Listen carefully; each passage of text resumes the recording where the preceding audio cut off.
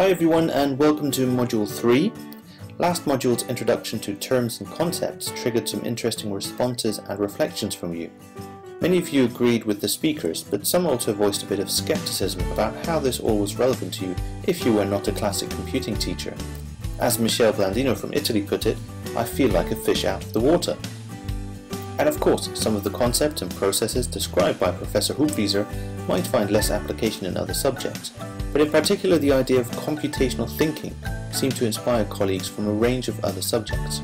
Artur Coelho's contribution from Portugal, who made the link between computational thinking and the art and design subject, was only one example. He said, "These videos make me want to take a long, hard think at my practice. My own approach is more artistic, more centered on creativity and personal expression. Still, some core concepts of computational thinking apply perfectly to a design art approach, such as modularity, modeling, abstract visualization, and designing steps to solve a problem." So let's continue this critical reflection in the next module. Module 3 becomes a little more practical and we focus in particular on visual programming tools. Here are the learning objectives.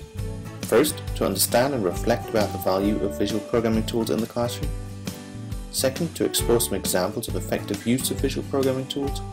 And third, to develop an understanding of the different pedagogical approaches to teaching computing, and this will come from the webinar.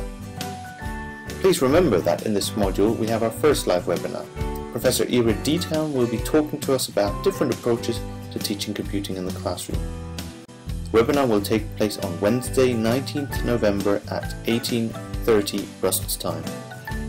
Thanks to all of you who have already contributed to the collection of questions for this webinar.